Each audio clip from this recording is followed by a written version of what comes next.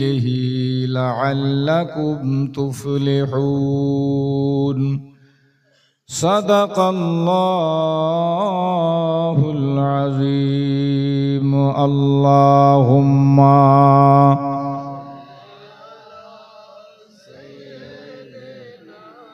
مولانا محمد وعلى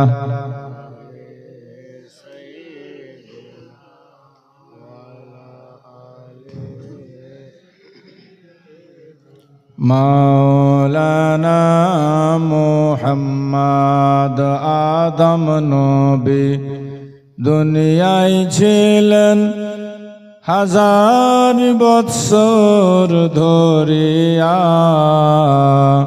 তাকেও একদিন যেতে হলো এ দুনিয়া ছাড়িয়া। আল্লাহুম্মা। যারা দাঁড়িয়ে আছেন একটু বসতে পারবেন না ভাই? এসে জায়গা আছে, বসে যান, সামনে চলে আসেন, হুজুর চলে আসছেন এখনই। ওয়ালা আলে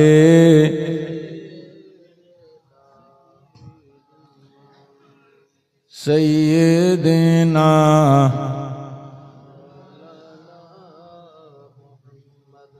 আল্লাহর নবী নূরের নবী, আল্লাহর নবী নূরের নবী, যাহার নাই গো তুলনা, নূরে ঝলমল ঝলমল করে সোনার মদিনা।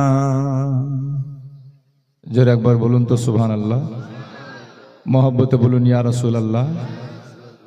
আপনারা হয়তো আমাকে চিনতে পারছেন কিনা, আমি তো এই এলাকারই ছেলে, যদিও এখন এলাকায় থাকা হয় না আমার, বর্তমান বাঙালি বসবাস করি, তবে জন্ম এলাকাতেই নিয়েছি, বড় এলাকাতে হয়েছি।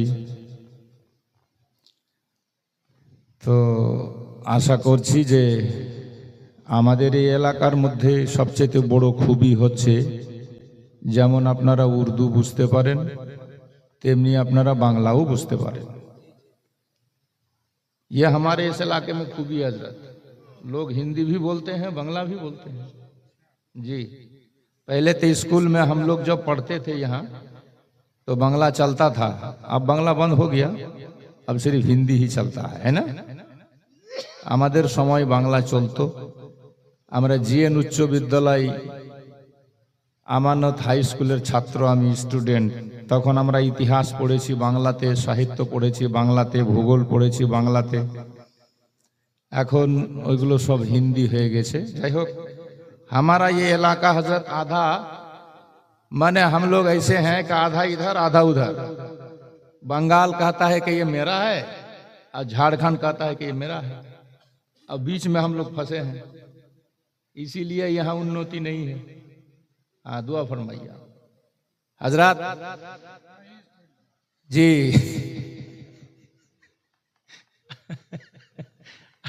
आपको प्रधानमंत्री बना देंगे हम लोग।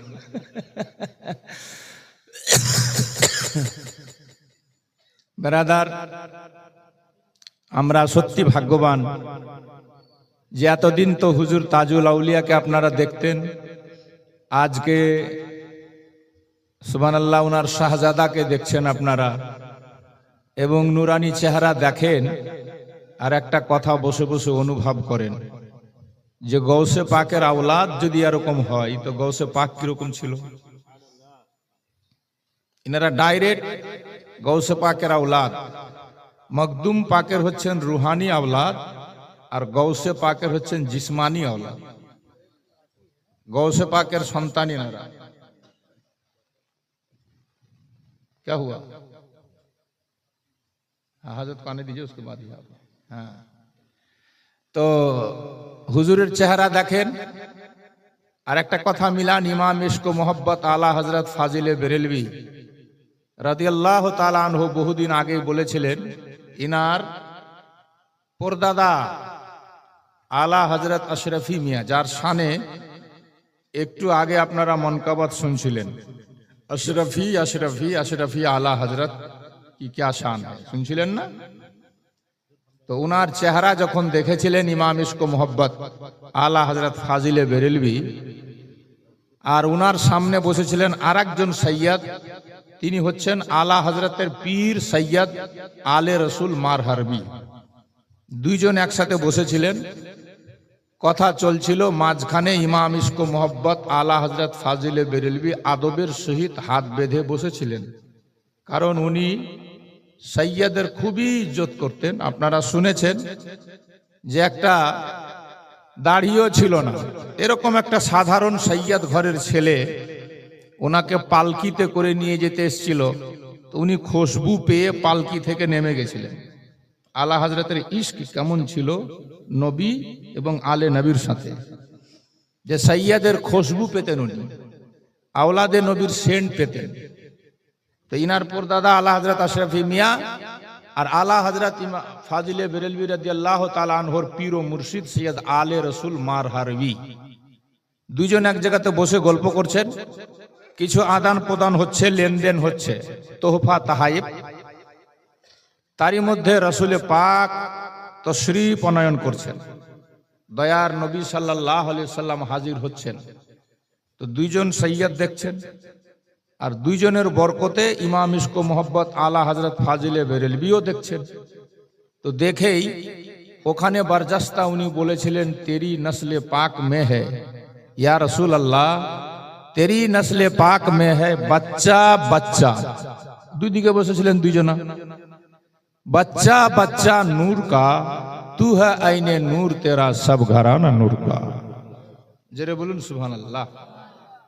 ওই নূরানি চেহারা আজ আমাদের সামনে বিরাজমান।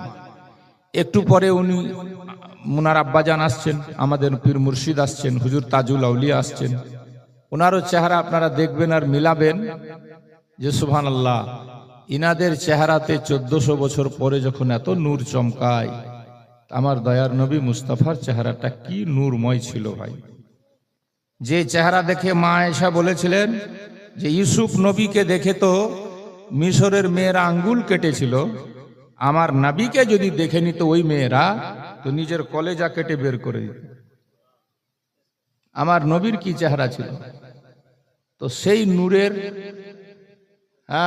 সেই নূরের আওলাদ, সেই নূরানি ঘরানা আজকে আমাদের পরানপুরের মাটিতে।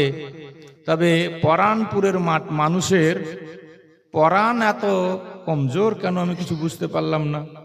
জলসাটার বাইনার ফেস্টোন অনেকদিন আগেই লাগানো হয়েছে, মৌলানা মাহবুব সাহেব এবং তার সঙ্গীরা অ্যাডভার্টাইজও করেছে, এলানও করেছে। সেই হিসেবে আমার ধারণা যে পরানপুরে জালসা যখন হয় তো লোকের জুয়ার থামে না, এত লোক জমা হয়। কিন্তু কি যে কারণ, ইদানিং মনে হয় মানুষ টানুষ মরেছে বেশি নাকি, মানে আমার আসা যাওয়া কমে গেছে, তো ওই জন্য অনুভব করতে পারছি না, আইডিয়া করতে পারছি না। আর এই এলাকাতে জালসা জীবনী শুনলে তো বেটি ছেলেগুলা বাড়িতেই থাকে না, মা বোনরা তো বাড়িতেই থাকে না, সব লাইন লাগিয়ে দেয়। তো ওরাও দেখছি যে ওই কালাইয়ের আটার, কালাইয়ের রুটির মধ্যে এক জায়গায় চাটনি যেমন হয় ওরকম চাটনির মতন ওরাও বসে আছে। কি ব্যাপার কিছু বুঝি না। যাই হোক, হুজুরের মুখ থেকে আপনারা খুব মূল্যবান কথাগুলো শুনছিলেন। উনি হচ্ছেন খুব হায়ার এডুকেটেড লোক, যিনি আপনার সামনে বক্তব্য রাখছিলেন কিনা। আর আমরা হলাম পাড়া গ্রামের লোক, তো পাড়া গ্রামের লোকের এত উঁচা কথা বুঝা বড় ভারী হয়ে গেছে। উনি হচ্ছেন ভারতবর্ষের সবচেয়ে বড় সুন্নিদের ইউনিভার্সিটি আশরাফিয়া মোবারকপুর থেকে ফজিলাত পাস করে 3-4 বছর কাটিয়ে আসলেন মিশরে।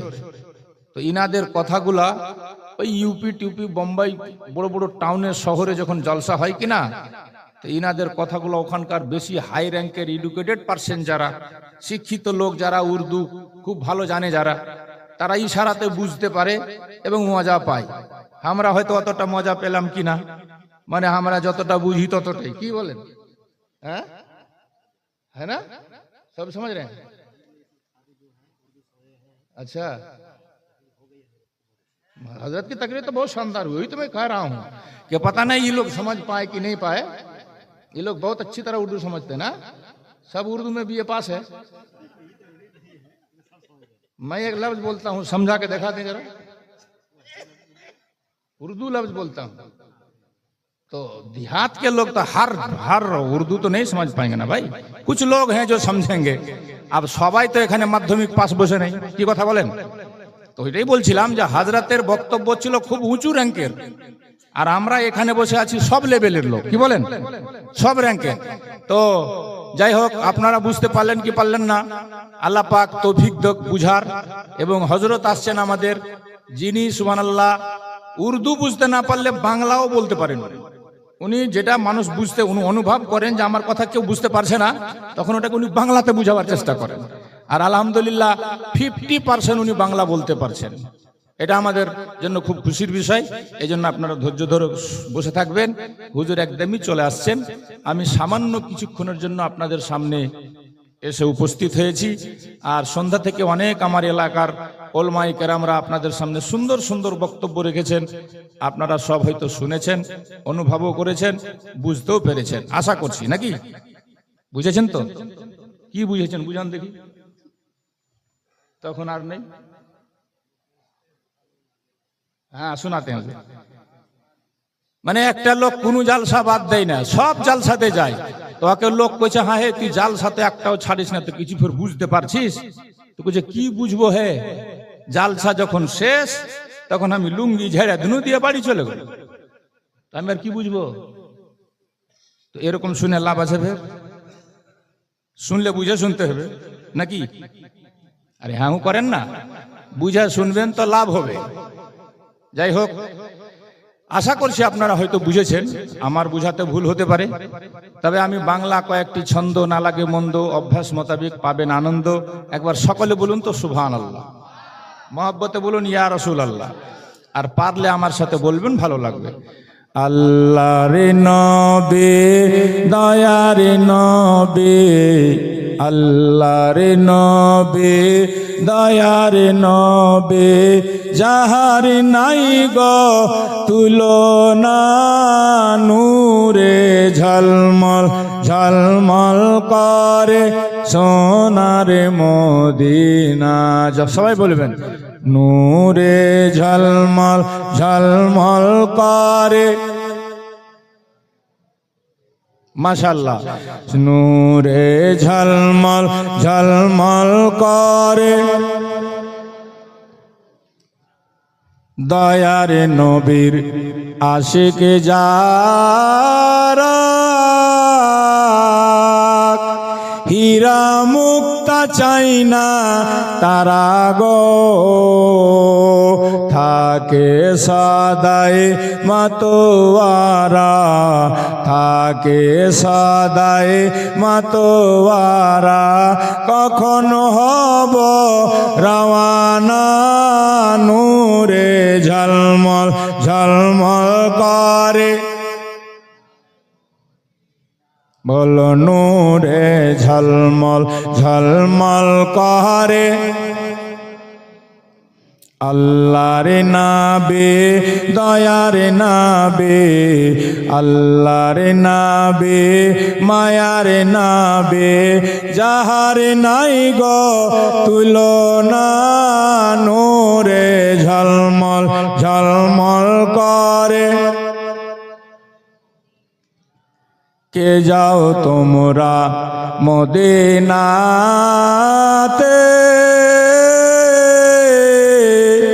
সঙ্গে নিয়ে যাইও মোরেও, পাখি হইলে যাইতাম ওড়ে, পাখি হইলে যাইতাম ওড়ে, দেখতে সোনার মদিনা, নূরে ঝলমল ঝলমল করে, নূরে ঝলমল ঝলমল করে সোনার মদিনা, আল্লাহর নাবে নূরের নাবে, আল্লাহর নাবে নূরের নাবে, যাহার নাই গো তুলনা, নূরে ঝলমল ঝলমল করে মদিনা। আল্লাহুম্মা সাল্লি আলা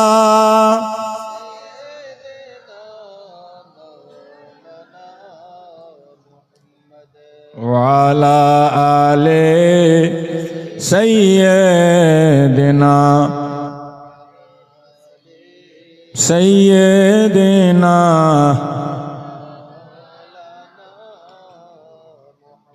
শ্রদ্ধেয় মাননীয় যোগ্যবিজ্ঞ উলমায়ে কেরাম, বিশেষ করে পূজনীয় হুজুর পীরে তরিকত রাহবারে শরিয়ত আলে রসুল হযরত আল্লামা মাওলানা মুফতি আলহাজ Shah doctor Syed Mohammad Jalaluddin Ashraful Jilani MA PhD Kichhauchha Sharif UP, president of Makhdum Ashraf mission Pandua Sharif Malda ও শাহজাদায়ে হুজুর তাজুল আউলিয়া পীরে তরিকত রাহবারে শরিয়ত হযরত আল্লামা মাওলানা মুফতি আলহাজ শাহ সৈয়দ আওহাদউদ্দিন মাজ আশরাফুল জিলানী মিসবাহি আজহারি সাহেব দামাত বরকাতুহুমুল কুদসিয়া ওয়ান নুরানি, মুআজ্জাজ উলামায়ে মিল্লাত ইসলামিয়া, সমস্ত প্রশংসা তারিফ মহান মাবুদ আল্লাহ পাকের জন্য, যিনি এক অক্ষয়, যার কোনো জোড়া নাই, যে আল্লাহ চিরস্থায়ী এক চির পরিপূর্ণ, যে আল্লাহ একটি শব্দ কুন্দারা খারিদি বারিদি লতাকা পতাকা কীট পতঙ্গ মানব দানব আকাশ জমি চন্দ্র সূর্য নক্ষত্র গ্রহ আমাকে আপনাকে সৃষ্টি করেছেন, সবার স্রষ্টা খালিক ও মালিক, যে মহান মাবুদ দয়া করে আজকের রাতে আমাদের আপনাদেরকে বসার তৌফিক দিয়েছেন একসাথে এমন একটা জায়গাতে, যেটাকে হাদিসের ভাষাতে বলা হয় জান্নাতের বাগান। তাই আমরা আল্লাহর দরবারে সকলে মিলে উচ্চস্বরে ভক্তি ভরে আল্লাহ পাকের শুকরিয়া আদায় করে, যে আল্লাহর প্রশংসা তারিফ বলে কহে লিখে কেউ শেষ করতে পারেনি, কেউ শেষ করতে পারবে না। কোরআনের একটি পূর্ণ বাক্য দিয়ে আল্লাহর শুকরিয়া আদায় করে সকলে আমরা বলি আলহামদুলিল্লাহি রাব্বিল আলামিন। আল্লাহর পরে বিশ্ব নবীর উপরে হাজারো বার দুরূদ ও সালাম শান্তির ধারা বর্ষিত হোক, যে নবী হচ্ছেন বিশ্বের কুল, বিশ্বের মূল, বাবা আব্দুল্লাহ ও আমিনার বাগানের ফুটা একটি মাত্র ফুল, ঈমান আমলের যিনি মূল, যে নবীর নাম এখানে ওখানে সাততাবাক জমিন ও আসমানে, হাদিস ও কোরআনে, বেদ ও পুরাণে, জান্নাতের ফুল বাগানে, প্রত্যেক মুমিন মুসলমানের জুবানে জুবানে, শয়নে স্বপনে গোপনে, মসজিদের কোণে সবখানে, যিনি আদর্শ গুরু, আদর্শ দাতা, ভবিষ্যৎবাণীর বক্তা, গায়বের সংবাদদাতা, আব্দুল মুত্তালিবের পোতা, মা আমিনার লাল মরুর দুলাল, যার নাম মুস্তাফা মুজতাবা, যার প্রশংসা করেন স্বয়ং আল্লাহ তাআলা, যে নবী খুলবেন জান্নাতের তালা, সে দয়ার নবী আকা মাওলা সরওয়ারে কওন মাকা সাল্লাল্লাহু আলাইহি ওয়াসাল্লামের উপর লক্ষ কোটি বার দুরূদ ও সালাম শান্তির ধারা বর্ষিত হোক। সকলে বলুন আল্লাহুম্মা আমিন। আমার বলার উদ্দেশ্য, আমরা যারা সাধারণ মানুষ, না আমরা উচ্চ বাংলা বুঝি, না আমরা খুব স্ট্যান্ডার্ড হার্ড উর্দু বুঝি, কথা ঠিক না ভুল? এক বাঙালি আমাকে বলেছিল, মাওলানা আপনি তো বাংলা বলেন, আমি একটা শব্দ বলছি, আপনি তার মানেটা বলেন তো। আমি বললাম বলুন, আমি তো সেরকম জানি না, মোটামুটি কাজ চালা জানি। তো উনি বলছেন মনে হয় করি করি হয় আর হয় না। আমি বললাম দাদা এর মানে আমি তো আর জানি না। এরকমই 10 বছর উত্তরপ্রদেশে আমরা থেকেছি, বড় বড় আদিবের সাথে জালসাও করেছি আর জালসা শুনেছি। এমন এমন উর্দু ভাষা আছে যে বুঝতে আমাদেরকে ওই বক্তব্যগুলা এসে ডিকশনারি দেখতে হতো, যে শব্দটা কি বলবো আর মানেটা কি। জাফর আদিবি বলে একজন ছিলেন, তিনার বক্তব্য আমরা ডাইরেক্ট বসে শুনেছি স্টুডেন্ট লাইফে উত্তরপ্রদেশে। তো ওনার হার্ড উর্দু বড় বড় শিক্ষিত বড় বড় পণ্ডিতরাই বুঝতেন, আমরা শুধু হা করে দেখে থাকতাম। একটা শব্দ আমি নোট করেছিলাম, উনি বলতেন लौहे दिल पर मुर्तसिम आयाते बैय्यनात का मुसाफिर रुख से मुताला करने वाला हूं। বুঝেন তো দেখি এটা কি বুঝলেন আপনি? আমরা তো পড়তাম, তারপরেও বুঝতাম না। আমার বলার উদ্দেশ্যটা এই যে আমরা এমন জায়গায় বাস করি যে না ভালো স্ট্যান্ডার্ড বাংলা আমরা বুঝি, না ভালো স্ট্যান্ডার্ড উর্দু আমরা বুঝি, তার মধ্যে মিলে ঝুলে আমাদেরকে চলতে হয়। কথা ঠিক না ভুল? যাই হোক বেরাদার বন্ধুগণ ভাই আমার, তো আমি এমন কিছু কথা বলবো যেটা আপনাদের ইনশাআল্লাহ আশা করছি একদম বুঝতে পারা যাবে, বুঝতে কোনো অসুবিধা হবে না, কারণ আমি আপনাদের দেশেরই ছেলে, আমি কোনো বাংলাদেশি মাল নই যে আপনি বুঝতে পারবেন না। কেমন বুঝতে পারবেন, অসুবিধার কিছু নাই। তবে আগে বাড়ার আগে আমার হুজুর ছাত্রকাল থেকেই আমার কাছে একটা গজল শুনতেন, আজকেও উনি বলেছেন যে এ শোনাবি। আপনারা হয়তো ওনার ইশারা বুঝেছেন কিনা। আমি আগে পড়তাম খুব একটা গজল, উনি ওটা শুনতে চেয়েছেন, ওটা আমি শুনিয়ে দিয়ে তারপর আগে বেড়ে যাই, কারণ হুজুর চলে আসলে তখন আর আমার খেলা চলবে না, খেলা শেষ। হুজুর চলে আসলে বুঝতে পারছেন আমাকে এখান থেকে স্ট্যান্ড ছেড়ে চলে যেতে হবে, আর হুজুর একদম রেডি হচ্ছেন, আপনারা ঘাবড়াবেন না। আর যখন কষ্ট করে, ঠান্ডা যদিও খুব বেশি একটা পড়েনি, মানুষের কাছে বাহানা মেলায় অনেকে বলছে ঠান্ডার কারণে হয়তো লোক আসেনি, তো খুব কি ঠান্ডা পড়ে গেছে একদম যে ঘর থেকে বের হওয়া যায় না এরকম ঠান্ডা পড়েছে কি? এটা ফের মেলা টেলে লেগে যাক তো দেখি কোন ফের ঠান্ডা হয়।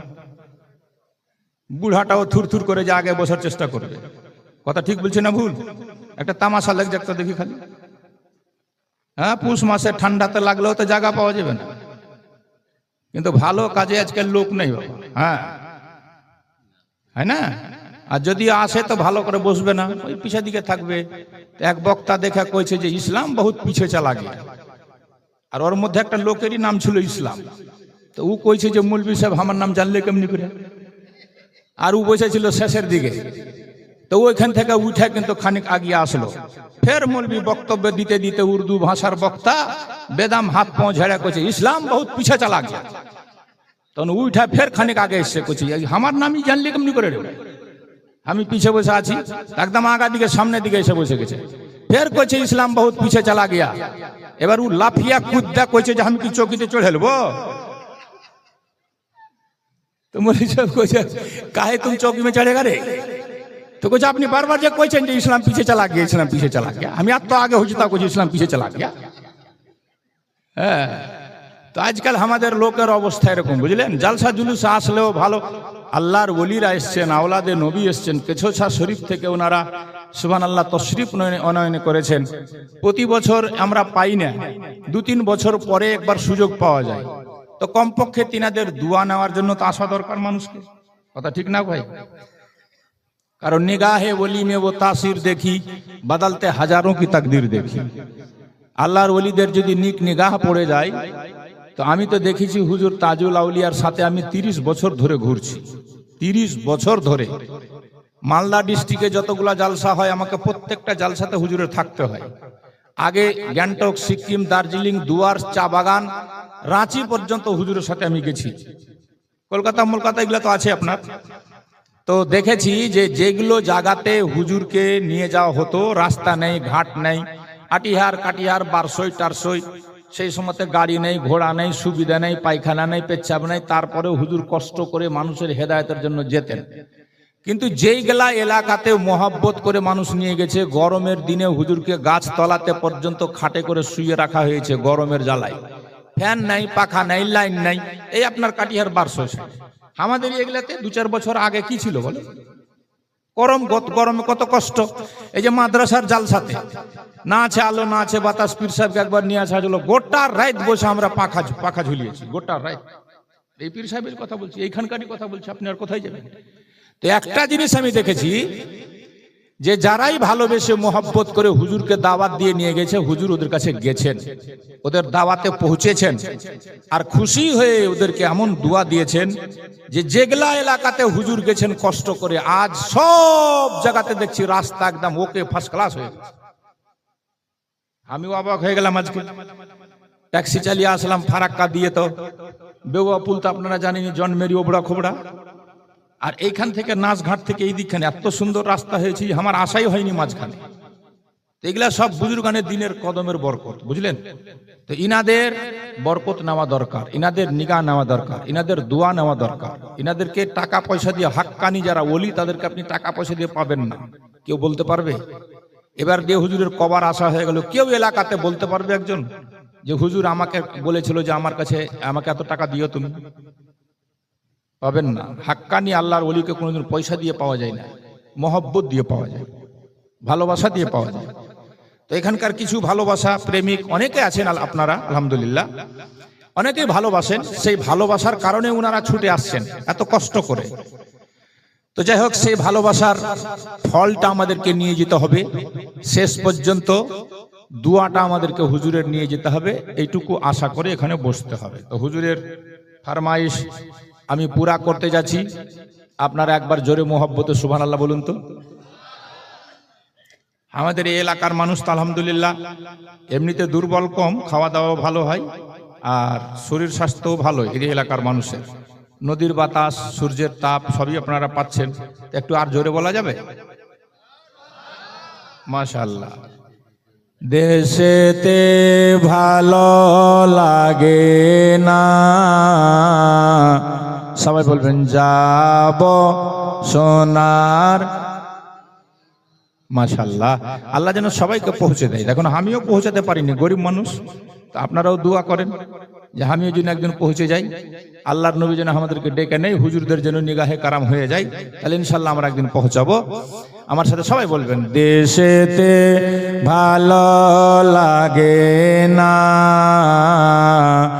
যাব দেশেতে ভালো লাগে না, যাব সোনার মদিনা। দেশেতে ভালো লাগে না, যাব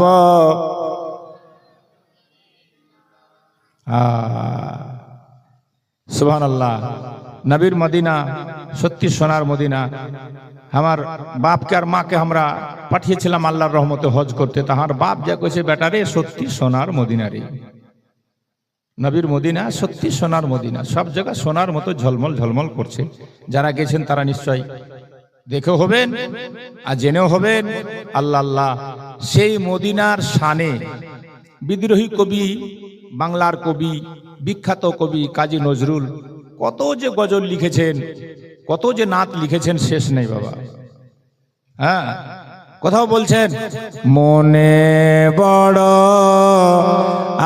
আশা ছিল যাব মদিনা, সালাম আমি করব গিয়ে নবীর রওজা।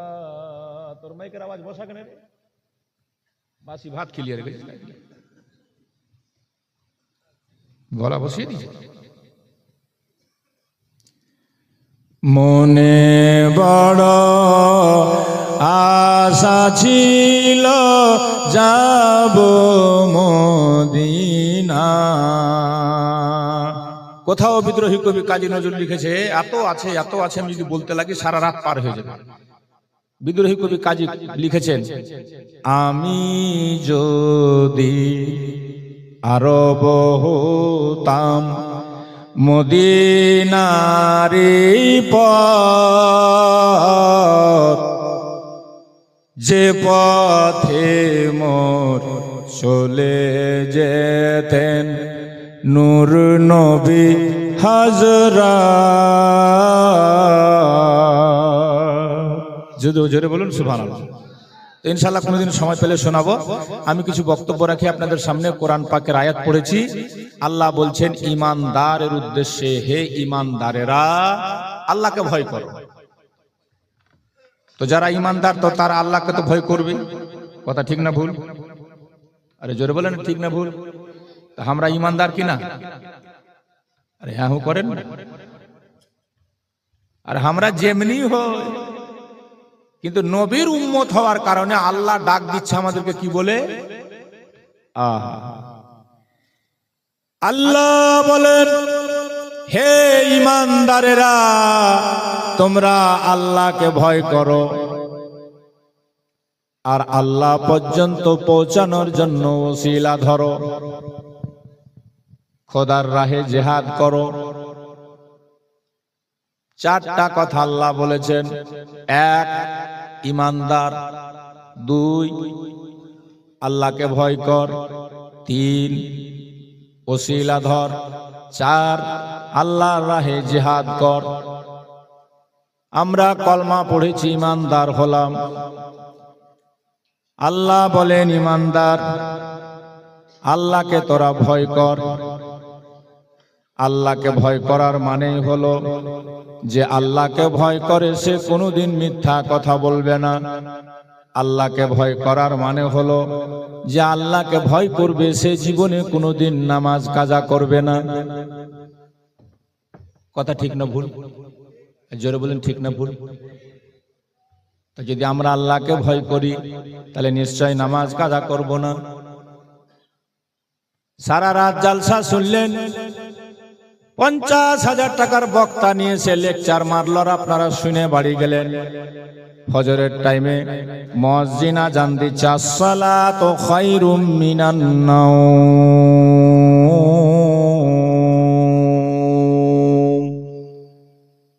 ঘুম থেকে নামাজ উত্তম, আর আপনি বেদম নাক ডেকে ঘুমাচ্ছেন। হ্যাঁ, তো কবি লিখেছে, কেমন করে ঘুমাও তুমি ফজর করে কাজা,